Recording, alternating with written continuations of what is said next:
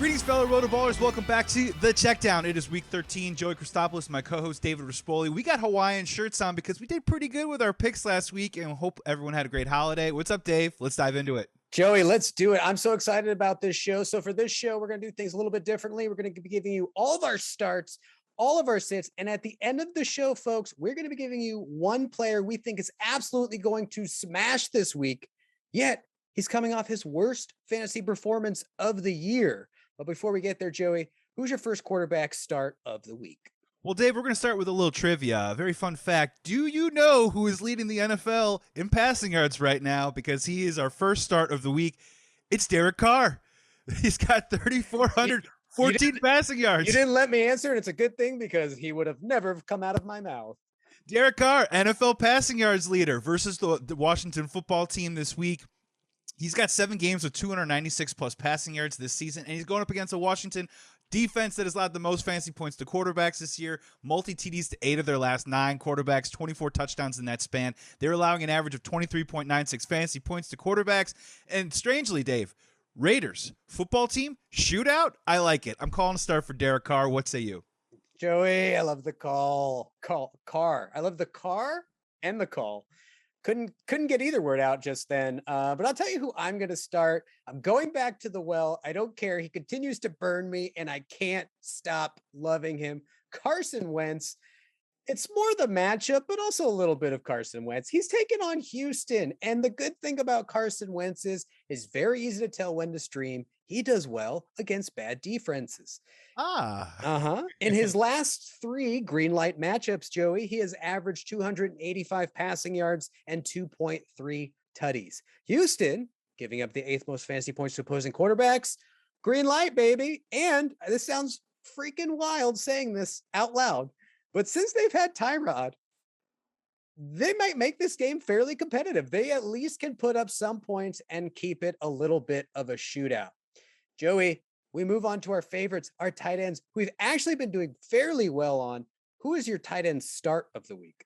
Timestamp alert. We are doing this on a Tuesday afternoon, West Coast time, and at this particular moment, this gentleman is in concussion protocol. But if he gets out of it, Dave, I'm going Pratt Fryer Muth versus the Baltimore Ravens this week. He's got 5 touchdowns over his last 5 games played. But the most important one, 7.6 targets over his last 6 games. Baltimore, they've allowed 7 touchdowns to tight ends this season. We've covered them already here on the Checkdown. And Muth is just that kind of safety valve for Big Ben right now in a struggling offense. And the eye test is proving it. The dude is making really great catches. He's getting red zone targets. I like him as a start if he suits up. Give me the Muth versus the Ravens. Yeah, that guy's on fire, Muth.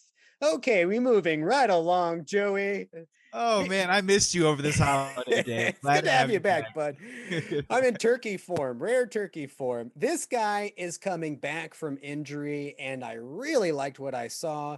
Give me Logan Thomas versus Las Vegas. This was an every week starter at the beginning of the season, and I think he's about to enter that conversation again. They said they were going to ease him back in, but he quickly became Heineke's safety blanket once again. He ran 28 of Heineke's 41 dropbacks, ran routes, that is, and he had 6 targets. And although he only had 31 yards, there was 3 passes that he was deep that he missed on, including a touchdown. We detect activity. Yeah, we're detecting activity here. We love including this. A touchdown, which I actually thought was a touchdown. They ruled it wasn't, but if that's a touchdown, totally changes his fantasy outlook. I think he's right back to being an every week starter, and Vegas gives up the 4th most fantasy points to the position. So I expect Logan Thomas to be right back to his old dominant self. Yeah, and it's been like that for the Raiders now. They've 5 touchdowns allowed to tight ends over the last 6 games. So all of a sudden now maybe he does get into that end zone. Maybe the targets go up a little bit, and now all of a sudden you're feeling pretty good about it. Dave, let's get over to our quarterback sits of the week. This one's going to hurt, because a lot of people are praying at the altar right now of Mac and Cheese Jones up against Buffalo Bills. Now, look here on the Checkdown. Thanks for coming back and watching, but we've been following the Buffalo Bills defense against opposing quarterbacks all season long. And look, it continues to prove to be a smart call because they're allowing only 11.99 fantasy points a game to quarterbacks all season long. This is the 3rd rookie quarterback that the Bills have faced this year. If Mac Jones throws a touchdown in this game, it would be the first touchdown a rookie quarterback has thrown against the Bills this year.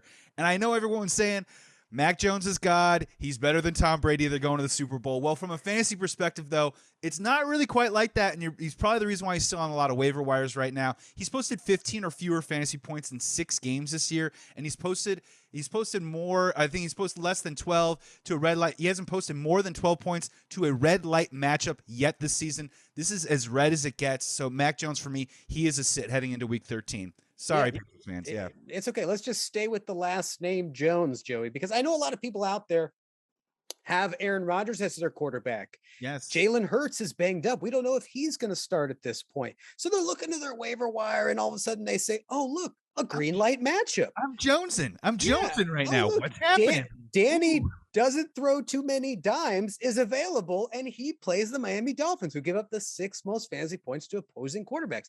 Maybe I should start him. Don't do it. PSA, don't do it. Don't do it. Just don't, because you know what? It's almost the playoffs, and every win is absolutely crucial, Joe. You don't want to look. Let's talk about floor for a second. Daniel Jones has 4 games this year of single-digit fantasy points. He's a quarterback, folks. He hasn't. You know the thing you were relying on Thanksgiving after dinner? That thing called the floor. That's where Danny Dimes is. No, he don't have one, Joe. He don't have a floor. Okay. He hasn't thrown for more than 250 passing yards since week 4. Yep. That's bad. Okay. The whole team's a mess, not to mention Miami looking semi-revitalized after basically blitzing Cam Newton out of a starting job, I should say. So don't like Daniel Jones. We don't like Mac Jones. Keep away from the Joneses. And you don't like a certain tight end that happens to be one of Mac Jones's favorite targets, Joe. And he's on my fantasy team. This hurts my heart to say it, but this is a guy who's been touchdown dependent for a while and is starting to kind of come down in production. This is Hunter Henry versus Buffalo. A couple things. He's been a little banged up the last couple of weeks, so maybe that has a little something to do with it. And it's the touchdowns. He hasn't scored them the last couple of weeks. He's only averaging 3.42 targets a game his last 7 games. Touchdowns have been completely saving his value. And no tight end with more than 10 fantasy points have been scored against the Buffalo Bills since week 6. It's just a tough matchup. And if we don't like Mac Jones in this particular duel, throw into his favorite target, Hunter Henry, we also don't like that too as well. Unfortunately, he's a sit for me. Yeah, I think with the emergence of Jonnu Smith coming back into the lineup, it really has hurt his fantasy value, Joe. Love the call. Yeah, and something that's going to hurt our hearts even more is telling you to sit our beloved tight end, who's just coming off an 11-target game. But Cole Kmet versus Arizona, Joe, that's got to be a sit, right? This is a guy who has yet to string 2 consecutive usable weeks together in fantasy. Now he gets Arizona, toughest team against tight ends. So we talked about Buffalo being the toughest opponent for quarterbacks. Well, guess what? Arizona is the worst possible matchup for fantasy tight ends.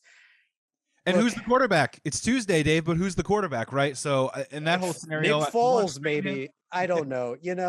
I think it's best, like we said, fantasy playoffs are just around the corner. Now's not the time to be taking chances at your tight end position, right, Joe? I agree with you very much. And now it's time to get to the segment, our brand new segment that we're so excited to bring out here. Bounce back candidate for week 13. Dave, you teased it at the top a little bit. Do you want to go first on this guy and what you like about this dude to possibly bring you a league winner in week 13 for fantasy leagues? Yeah, this is a guy who's coming off his worst fantasy performance of the year. He's been embarrassed 2 weeks in a row, but something tells me it was health related. Okay.